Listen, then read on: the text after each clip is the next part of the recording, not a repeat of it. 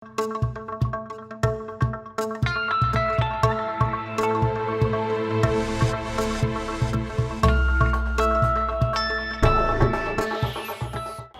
অস্ত্র নিয়ে দেশে সুনির্দিষ্ট কোনো পরিসংখ্যান বা গবেষণা না থাকলেও আইনশৃঙ্খলা রক্ষা বাহিনীর তথ্য বলছে দেশে খুনের শিকার বেশিরভাগ ঘটনায় ঘটছে অবৈধ অস্ত্রে।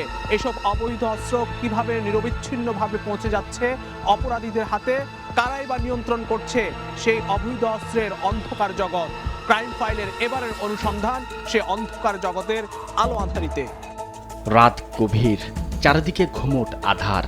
সোর্স মারফত খবর আসে কুষ্টিয়ার এই সীমান্ত দিয়ে ঢুকবে মারণাস্ত্র। অপেক্ষা ক্রাইম ফাইল টিমের। রাত পেরিয়ে যায়, সোর্স জানায় সীমান্তরক্ষীদের অনির্ধারিত টহলের ফেরত যায় চোরাকারবারীরা।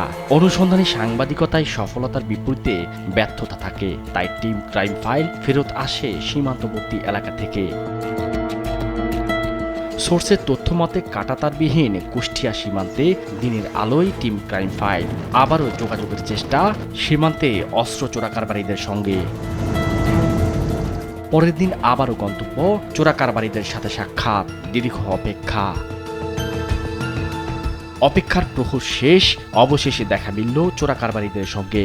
একজন দুজন নয়, তাদের সঙ্গে ছিল বেশ কয়েকজন, হাতে ও বস্তায় ভারী অস্ত্রশস্ত্র। কথা হলো দীর্ঘক্ষণ। কিভাবে অস্ত্র বাংলাদেশে নিয়ে আসে জানতে চাই আমরা। ইত্যাদি যায় মাল বহন করি, আমরা শ্রমিক, আমরা আমাদের টাকা দেয়, আমরা এগুলো মাল সাপ্লাই করি। তারা ধরেন কষা হয়তো দেখতে পারে না, ওদের চোখ থেকে আড়াল করে আমরা এই মাল পাচার করি। আর এখন আমাদের একটা সিজন চলছে, এই টাইমে শীতকালে মাল একটু বেশি পাচার হয়। এরা আবার মূল অস্ত্র ব্যবসায়ী নয়, এখানে হাত বদল হয় বেশ কয়েকটি। এক সেক্টরের লোক আবার আরেক সেক্টরের লোককে চেনেন না। ভারত সীমান্ত দিয়ে এনে দেয় আরেকজন, সেখান থেকে বাংলাদেশে নিয়ে আসে আরেকজন।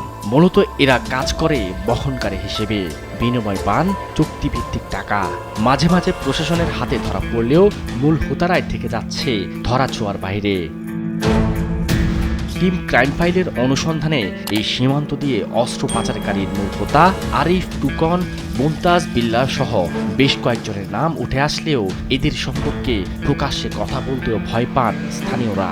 যে স্বরাষ্ট্রমন্ত্রীর কাছে আমাদের একটা প্রত্যেক জনগণের পক্ষ থেকে, কুষ্টিয়াবাসীর পক্ষ থেকে আমার আবেদন যে অবৈধ অস্ত্র এবং এই বর্ডার দিয়ে যে কালেকশন হচ্ছে অস্ত্রগুলো, এই অস্ত্রগুলো আপনারা নিয়ন্ত্রণ করেন। আমাদের দেশের জন্য একটা বিশাল প্রভাব পড়বে। সে প্রভাবটা হলো সবচেয়ে বেশি প্রভাব পড়বে যেটা হলো ইলেকশনের উপরে। জানমালের নিরাপত্তা থেকে শুরু করে অনেক কিছু অঘটন ঘটতে পারে। আমরা চাই এটা যেন প্রশাসনের মাধ্যমে এই জিনিসগুলো যেন সতর্ক থাকে সবাই। সীমান্তের স্থানীয়রা বলছেন নির্বাচনকে সামনে রেখে সীমান্ত দিয়ে বাড়ছে চোরাকারবারীদের উৎপাত, আসছে অবৈধ অস্ত্র। তারা মনে করেন নির্বাচনকে সামনে রেখে আনা হচ্ছে এইসব অস্ত্র, যা নির্বাচনী মাঠে প্রভাব বিস্তারে কাজে লাগাতে পারে অপরাধীরা। ভারতের সঙ্গে বাংলাদেশের মোট 16টি জেলার সীমান্ত সংযোগ, আর এই স্থল সীমান্ত 4000 কিলোমিটার দীর্ঘ। এর মধ্যে প্রায় 3232 কিলোমিটার সীমান্তে কাঁটাতারের বেড়া দেয়া হলেও প্রায় 864 কিলোমিটার সীমান্তে নেই কাঁটাতারের বেড়া। এই সুযোগ কাজে লাগাচ্ছেন অবৈধ অস্ত্র চোরাকারবারীরা। সীমান্ত দিয়ে আসা এসব অস্ত্র কোথায় কোন কাজে ব্যবহার হচ্ছে সেটি এখন বড় উদ্বেগ।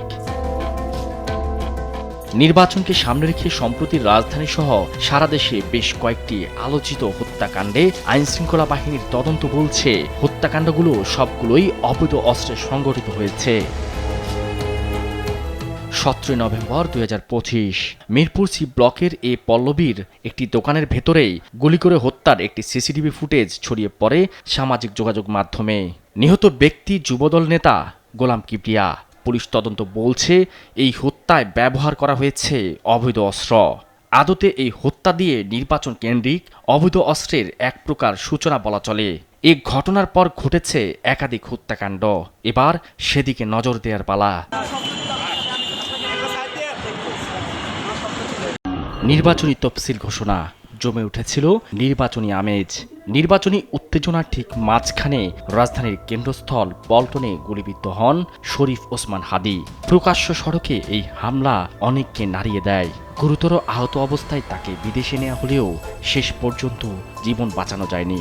তার মৃত্যুর খবর ছড়িয়ে পড়তেই রাজধানীতে শুরু হয় প্রতিবাদ, শোক আর ক্ষোভ।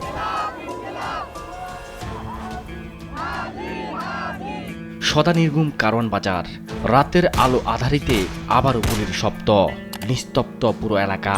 মুহূর্তেই গোটা এলাকায় ছড়িয়ে পড়ে স্বেচ্ছাসেবক দল নেতা আজিজুর রহমান মুসাব্বিরকে এলোপাতাড়ি গুলির ঘটনাকে কেন্দ্র করে আর্তনাদ। মুসাব্বিরকে হাসপাতালে নেওয়া হলেও তিনি আর ফেরেননি। গেল নভেম্বরে চট্টগ্রাম মহানগরে বিএনপির মনোনীত প্রার্থী এরশাদুল্লাহর গণসংযোগকালে গুলিবিদ্ধ হন। এ সময় তার সাথে আহত হয়েছেন আরও কয়েকজন, মৃত্যু হয় একজনের। এই 4টি ঘটনা আলাদা হলেও সূত্র এক, নির্বাচনকে কেন্দ্র করে সহিংসতা ও অবৈধ অস্ত্রের অবাধ ব্যবহার। আইনশৃঙ্খলা বাহিনী এসব অবৈধ অস্ত্র উদ্ধারের চেষ্টা করছে। বিপরীতে অবৈধ অস্ত্রের ঝনঝনানি আতঙ্ক ছড়িয়েছে নির্বাচনের মাঠে। অপরাধীদের হাতে আসা অবৈধ অস্ত্রের নৃশংসতায় প্রাণ গেছে কত শত মানুষের, কিন্তু তবুও কি থেমেছে অবৈধ অস্ত্রের অনুপ্রবেশ? সীমান্তের অন্ধকার গলিতে ওত পেতে থাকা চোরা কারবারিদের সাম্রাজ্য কি ধ্বংস হয়েছে নাকি আরো বিস্তৃত হলো? দেখব প্রথম বিরোধীর বাধা টপকে। সীমান্ত যত বিস্তৃত, অপরাধীদের সাম্রাজ্য নাকি তত বিস্তৃত। এবার অবৈধ অস্ত্র অনুপ্রবেশের আরো ভয়ঙ্কর রূপ দেখাতে চাই আমরা। তার জন্য যেতে হবে টেকনাফে ও পার্বত্যাঞ্চল রাঙামাটি, বান্দরবানে। কিভাবে বিদেশি অস্ত্র ঢুকছে আর কারাই বা অপরাধের অন্দরমহলের অন্ধকার জগৎ নিয়ন্ত্রণ করছে, এবার ক্রাইম ফাইল দেখাবে সে অনুসন্ধান। এবার দক্ষিণের সীমান্ত জেলা কক্সবাজারের টেকনাফে টিম ক্রাইম ফাইলের গন্তব্য। দীর্ঘদিনের অনুসন্ধানে আমরা আপনাদের দেখাবো বিভিন্ন সীমান্ত দিয়ে কিভাবে বাংলাদেশে ঢুকছে ভয়াবহ আগ্নেয়াস্ত্র। সীমান্ত জেলা কক্সবাজারের চিত্র একটু ভিন্ন, কারণ এর আড়ালে লুকিয়ে রয়েছে ভয়াবহ তথ্য। অনুসন্ধানের প্রথমে আমরা যাত্রা করি কক্সবাজারের উখিয়া। প্রথমে সোর্সের সাথে দেখা, এরপর নীরব গন্তব্যে ছুটে চলা। আমাদের কাছে খবর আসে উখিয়া টেকনাফের এই সীমান্ত দিয়েই পার্শ্ববর্তী দেশ মিয়ানমার থেকে প্রবেশ করে ভারী অস্ত্র। শক্তপোক্ত প্রমাণের জন্য লেগে থাকি আমরা। শিশুদের স্কুলে যাওয়া, বাজারের হাকডাক, সাথে সাধারণ মানুষের চলাফেরা। দিনের বেলা গ্রামের চিত্র এমনই স্বাভাবিক, কিন্তু সন্ধ্যা নামার পর বদলে যায় দৃশ্য। অনেক ঘর আগেভাগে আলো নিভিয়ে দেয়। চায়ের দোকানে রাজনীতির কথা উঠলেই কেউ না কেউ বলে ওঠে এই কথা এখন না বলাই ভালো। কেন এই ভয়? কারণ গত কয়েকটি নির্বাচনের অভিজ্ঞতা। মায়ানমার থেকে অবৈধ গরু আসতেছে, ইউবা আসতেছে, অস্ত্র আসতেছে, সেজন্য এখানে আমরা আতঙ্কে আছি। সীমান্ত মানে কাঁটাতার, এই ধারণা শহর গ্রাম সহ সব মানুষের। কিন্তু বাস্তবে সীমান্ত মানে কি? চলুন দেখাই সেই চিত্র। বাস্তবে সীমান্ত মানেই নদী, বন, পাহাড়, চর, আবার কোথাও বাড়ির উঠোনের পাশ দিয়েই সীমান্ত রেখা। এর নজরদারিতেও কঠোর অবস্থানে থাকে বর্ডার গার্ড বাংলাদেশ, বিজিবি। উখিয়ার ঘুমদুম সীমান্ত, বিজিবির টহল। এমন টহল শুধু ঘুমদুম সীমান্তে নয়, সব বর্ডারেই। কিন্তু এত নিরাপত্তার মাঝেও কিভাবে দেশে প্রবেশ করছে ভয়াবহ অস্ত্র, গোলাবারুদ, চলুন সেই চিত্র দেখাই। তবে তার আগে জানাতে চাই উখিয়ার বর্তমান পরিস্থিতি। আপনাদের নিশ্চয় মনে আছে 2017 সালের কথা, যখন মিয়ানমার জান্তা বাহিনীর হামলার শিকার হয়ে রাখাইন থেকে বাংলাদেশে আশ্রয় নেয় কয়েক লাখ রোহিঙ্গা। চলুন এবার জেনে আসি সেখানকার অবস্থা কি। নিজেদের অধিকার ফিরে পেতে এবার রোহিঙ্গাদের হাতে উঠেছে অস্ত্র। বর্তমানে তাদের মধ্যে গড়ে উঠেছে 4টি সশস্ত্র সংগঠন: Arakan Rohingya salvation army ARSA, Rohingya solidarity organisation RSO, Rohingya Islami Mahaz RIM, Arakan Rohingya army ARA. তাদের যুদ্ধ এখন মূলত আরাকান আর্মির সাথে। মিয়ানমার সীমান্তে এখন ঘাঁটি রয়েছে তাদের। আবার আরাকান আর্মিরাও মাঝে মাঝে সীমান্ত অতিক্রম করে প্রবেশ করছে বাংলাদেশেও। কালকে যদি আমি মিডিয়া প্রকাশ করি আরাকান আর্মি আমার দেশের মধ্যে আসছে, তোমরা তো দাঁড়ানো জায়গা থাকবে না, ডিপলি হইতে তোমরা কিচ্ছু পাবো না। চলুন এবার আসি কিভাবে বাংলাদেশের দক্ষিণের কোন কোন এলাকা দিয়ে অস্ত্র প্রবেশ করছে মিয়ানমার থেকে। মিয়ানমার বর্ডার থেকে নাইক্ষ্যংছড়ির দোসরি ইউনিয়নের উইক্কসপাড়া, নাইক্ষ্যংছড়ির ফুলতলি হয়ে রামুর গর্জনিয়া এলাকা, গর্জনবুনিয়া চাকমাপাড়া হয়ে উখিয়া কোটবাজার এলাকা, চিকনপাতার গ্রাম বাগান হয়ে ঘুমতম বিওপি এলাকা হয়ে রোহিঙ্গা ক্যাম্প, মিয়ানমারের কিয়ামমং ও জিম্বংখালী, কুয়ারবিল ও নাক্করার দ্বীপ হয়ে নাফ নদী হয়ে টেকনাফের বিভিন্ন এলাকায় ঢুকছে। এরকম 24টি রুট চিহ্নিত করেছে গোয়েন্দা সংস্থা। গোয়েন্দা তথ্যের ভিত্তিতে জানা যায় আরাকান আর্মিরা মূলত তাদের মূল দেশের সরকারের থেকে বিচ্ছিন্ন, তাই বাংলাদেশ থেকে অর্থ ও খাদ্যের বিনিময়ে এক শ্রেণীর অসাধু ব্যবসায়ী যোগসাজশে বাংলাদেশের কাছে বিক্রি করছে অস্ত্র। সম্প্রতি কোস্টগার্ডের হাতেও ধরা পড়েছে এমন চক্র। কক্সবাজার বান্দরবানের অস্ত্র চোরাচালান কারবারিদের তালিকাও আসে টিম ক্রাইম ফাইলের হাতে। সেটি আমরা আপনাদের দেখাবো। তার আগে চলুন কিভাবে অস্ত্র কেনা যায় দেখে আসি। অস্ত্র কেনাবেচা চক্রের সন্ধানে ছদ্মবেশে উখিয়া এলাকায় ঘোরাঘুরি টিম ক্রাইম ফাইলের। অবশেষে মুঠোফোনে যোগাযোগ হয় একটি চক্রের সদস্যের সাথে, তবে সামনে আসতে রাজি নয়। এক পর্যায়ে হোয়াটসঅ্যাপে একটি ভিডিও বার্তা পাঠান চক্রের এক সদস্য, যেখানে একটি ভারী অস্ত্রের মূল্য চান 13 লাখ টাকা। একদম 13 লাখ টাকা লাগবে আলিয়া পৌর ভিতরে ডিল করি তার জন্য। চক্রটির হাত ধরে আসছে AK-47, AK-56, AK-56 rifle, semi automatic rifle, SMG, পিস্তল, রিভলভার, শটগান। মনে আছে টিম ক্রাইম ফাইল কথা দিয়েছিল বর্ডার থেকে বাংলাদেশে অস্ত্র এনে কারা বিক্রি করছে তাদের তালিকা দেখাবো আমরা। চলুন ফিরে যাই সে চিত্রে। টিম ক্রাইম ফাইলের হাতে আসে কক্সবাজার বান্দরবান সীমান্তে অস্ত্রের চোরাচালানের সঙ্গে কারা জড়িত তাদের নাম পরিচয়। চলুন দেখি তারা কারা। মংসিং অং, যার বাড়ি বান্দরবান সদরে। নাইক্ষ্যংছড়ির ব্যবসায়ীরা হলেন মং মং মারমা, কেনু মারমা, নিউহ্লা মং মারমা, অং হা থোয়াই মারমা, ক্যাসিং মং মারমা, থোয়াই ক্যাসিং মারমা, চুমুং মারমা, উপচিং মাস্টার। সোনাইছড়ি এলাকার চামড়া থোয়াই মারমা মেম্বার, টেকনাফ সদর ইউনিয়নের মোহাম্মদ নেজাম, মোহাম্মদ সিরাজ, মোহাম্মদ কবির ও মোহাম্মদ ইসমাইল। চলুন এবার তাদের খোঁজার পালা। একে একে টিম ক্রাইম ফাইল যায় সবার বাড়িতে, তবে তাদের কাউকেই পাওয়া যায়নি। তাদের সম্পর্কেও এলাকাবাসী নিশ্চুপ, জানেন সবই, কিন্তু জানের ভয়ে বলতে চান না কিছুই। আমাদের এখানকার কিছু মানুষ আমাদের এপার থেকে ওপারে পণ্য দেয় ওনাদেরকে, যেটা আরাকান আর্মির খাবার হিসেবে এখান থেকে যোগান দেওয়া হয়। তার বিনিময়ে ওরা আমাদেরকে ইয়াবা দেয়, অস্ত্র দেয় এবং অস্ত্রের মুখে আমাদেরকে জিম্মি করে রাখে। অস্ত্রের হাত শুধু বর্ডার নয়, ভারী অস্ত্র উঠেছে পাহাড়ি সংগঠনগুলোর হাতেও। পার্বত্য চট্টগ্রামে জেএসএস সংস্কার, UPDF democratic, Kukichin national front, KNF এর হাতেও রয়েছে ভারী অস্ত্র। এসব অস্ত্র কোথায়, কিভাবে, কোন পথে আসে সেটি অনুসন্ধানে টিম ক্রাইম ফাইল। আমাদের গন্তব্য গহীন জঙ্গলে ইউপিডিএফ কিছু সশস্ত্র সদস্যদের সাক্ষাৎ। দর্শক, আমরা একটি দুর্গম পাহাড়ের একটি গোপন কক্ষে রয়েছি, যেখানে দেখানোর চেষ্টা করব ইউপিডিএফের সশস্ত্র বাহিনী কী ধরনের ভয়ঙ্কর মরণাস্ত্র ব্যবহার করে। আমার সামনে রয়েছে SMG, গাদা বন্দুক, একই সাথে বিভিন্ন দেশীয় অস্ত্র, চায়না পিস্তলের মতো ভয়ঙ্কর মরণাস্ত্র। পরিচয় গোপন করার সত্ত্বে এক ইউপিডিএফ সদস্য জানান, ভারত ও মিয়ানমার সীমান্ত এলাকায় সিন্ডিকেটের মাধ্যমে এসব ভারী অস্ত্র পাচার করা হয়। আগে বেশিরভাগ অস্ত্র মিয়ানমার থেকে আসলেও এখন কঠোর নজরদারির কারণে ভারত থেকে কিভাবে নিয়ে আসছে এসব অস্ত্র তার বর্ণনা উঠে আসে এই সদস্যদের মুখে। অস্ত্র কোনো অভাব নাই। আপনার এই SMG বলেন, 147 বলেন, CR বলেন, SR, G3, স্নাইপার, আর হচ্ছে রকেট লঞ্চার সহ বিভিন্ন ধরনের বড় বড় অস্ত্র আছে ওদের কাছে। আর SK-33, আর এগুলা আমি যতগুলো অস্ত্র ওখানে দেখছিলাম, আর বাংলা সিনেমাদের ভিতরে ওই রকম অস্ত্রই না আসলে। ইউপিডিএফের এই সদস্য জানায়, বাংলাদেশে প্রবেশের পর সশস্ত্র ইউপিডিএফের সদস্যরা চারপাশ ঘিরে ফেলে। এরপর অস্ত্র যাচাই বাছাইয়ের পর লেনদেন হয় নগদ টাকায়। হোয়াটসঅ্যাপের মতো এন্ডস্কিপ করা মেসেজিং অ্যাপ ব্যবহার করে এটি কমান্ড চেনের মাধ্যমে অর্ডার করা হয় অস্ত্র। ইউপিডিএফের সশস্ত্র বাহিনী গিয়ে ওইখানে চারিদিকে ঘেরাও করবে। ঘেরাও করার পরে যখন মালগুলো এফআরআই আসবে বাংলাদেশে, তখন তাদের মধ্যে ওরা তো হিট পজিশনে আসে, আন্ডারগ্রাউন্ডে যারা আছে, যেন বেমানি করতে না পারে। তো কী করে তারা ওই মাল সাবান বুঝে নিয়ে তারপরে টাকা বুঝে লেনদেন কত আসছে কত কী, তখন বুঝিয়ে দিয়ে তাদের মতো তারা চলে যায়, আবার গার্ড দিয়ে আবার চলে যায়। গোয়েন্দা তথ্যের ভিত্তিতে জানা যায়, ভারত মিয়ানমারের সীমান্ত দিয়ে 4টি প্রধান রুট দিয়ে প্রবেশ করছে এসব অস্ত্র।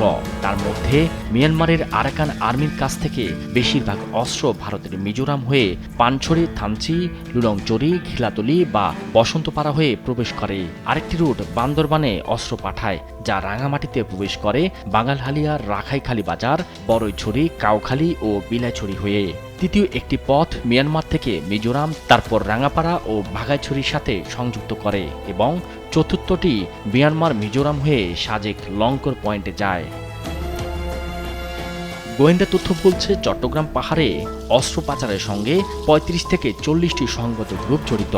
শুধু মায়ানমার সীমান্ত দিয়ে প্রতি মাসে 10 থেকে 20টি অস্ত্র চালান প্রবেশ করে বলে ধারণা করা হয়। প্রতি বছর আনুমানিক 150 থেকে 400টি অস্ত্র পাচার হয় সীমান্ত দিয়ে। সবচেয়ে বেশি আসে AK-47, AK-22, M16, grenade, RPG ইত্যাদি। প্রতি অস্ত্র 2 থেকে 5 লাখ টাকা, সে হিসেবে বছরে প্রায় 30 থেকে 70 কোটি টাকার অস্ত্র চোরাচালান হয়। মূলত ভারত মিয়ানমার সীমান্তবর্তী এলাকায় পার্বত্য অঞ্চলের 491 কিলোমিটার সীমান্তে কোনো ধরনের বেড়া না থাকায় অবাধে ঢুকছে ভারী অস্ত্র। সীমান্ত দিয়ে আসা অবৈধ অস্ত্রগুলোর সিন্ডিকেট চক্রের কয়েক হাত বদল হয়ে নাকি আসে রাজধানীতে। এখান থেকেই শুরু অবৈধ অস্ত্রের ভাড়ার কারবার। ভাড়াটে অপরাধীরা এসব অস্ত্রে আতঙ্ক ছড়ান, ত্রাসের রাজত্ব কায়েম করেন 52 বাজার 53 গলিতে। রাজধানীর পল্টন কালভার্টে শরীফ ওসমান হাদির হত্যার ঘটনায় নড়েচড়ে বসেছিল প্রশাসন। এই ঘটনার রেশ না কাটতেই রাজধানীতে আরও ঘটেছিল গোলাগুলির ঘটনা। আপনাদের মনে প্রশ্ন থাকতে পারে, রাজধানীতে কিভাবে এইসব অস্ত্র ঢুকছে আর কারাই বা বহন করছে। আমরা ঠিক সেরকম একজন ব্যক্তির সাথে কথা বলবো।